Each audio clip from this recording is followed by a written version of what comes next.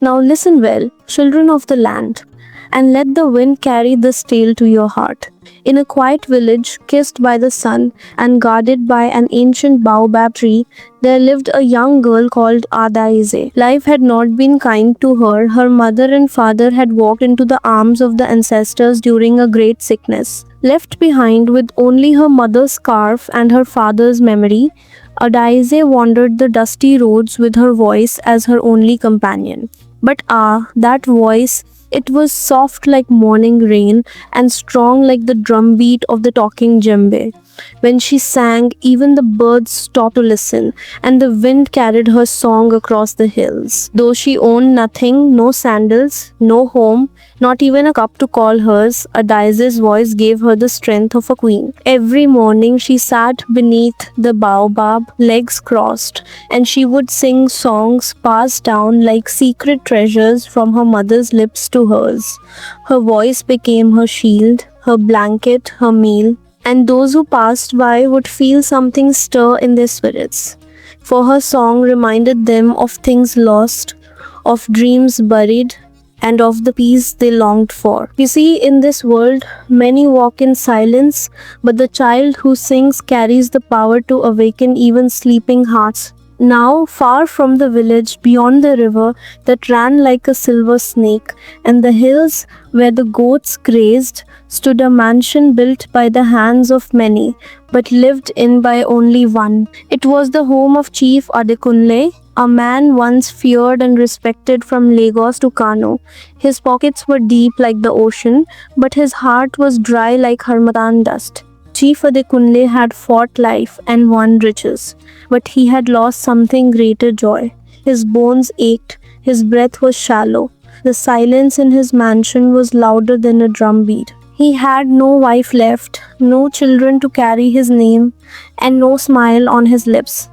Each room in his great house held paintings in gold, but no laughter, and in his chest, a heart full of sorrow and regret. And so he lay on his grand bed like a lion at the end of its reign, waiting for the spirit world to call his name. Only one soul remained by his side, Mama Remy, the housekeeper, who had seen the chief in glory and in grief. She moved through the empty halls like a whisper, lighting incense and praying softly. But the ancestors had not forgotten the chief, for even the richest man, when the time is right, can be saved by the smallest voice. Then came a day when the wind carried something new into the mansion. Not a letter, not a visitor, but a song, soft, gentle, like honey dripping from the calabash. Chief Adekunle opened his tired eyes and asked, "What is that sound?"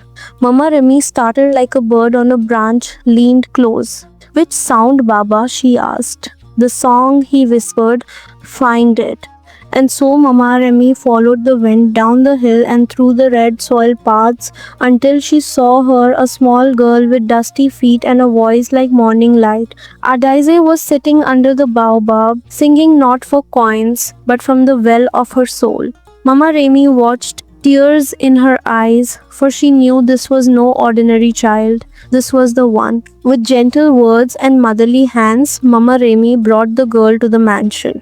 Adaize stood at the gates with wide eyes, staring at the place that seemed to touch the clouds. She entered nervous but brave, like a gazelle walking into a lion's den, yet in her heart she carried no fear, only song. And when she sang for the chief, the air changed, the curtains danced. The old man closed his eyes and sighed. "I hear home," he said. "I hear my mother. I hear life again." And so the girl with nothing brought everything back to a man who had it all. From that day onward, the sun rose with a new purpose. Each morning, Adaize would come, and each day the chief would live a little more.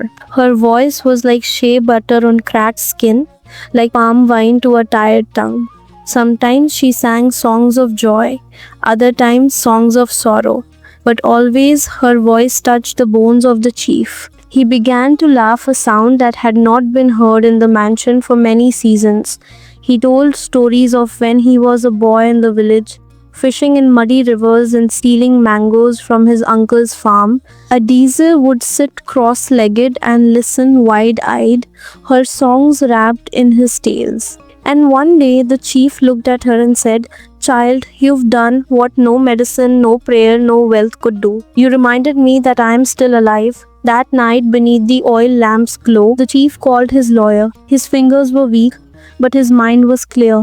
"Right," he said, "let the world know this girl is my daughter in spirit, and to her I leave my name." Oh, what power one song holds! It can wake the dead, soften the proud, and turn the heart of a dying lion into that of a joyful lamb. When the rooster crowed the next morning, the chief had walked quietly into the realm of the ancestors. The mansion was still, the village whispered, but the truth soon thundered louder than any talking drum. The lawyer returned, scroll in hand, voice steady. "To Adias, the girl whose voice healed me, I leave my home, my wealth, my blessing."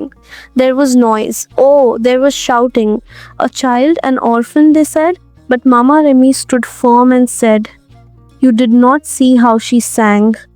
You did not hear how he smiled." And Adize, she said nothing. She bowed her head, tears falling onto her bare feet. But she was not thinking of riches. She was thinking of the old man who had listened. She had sung for love, not reward.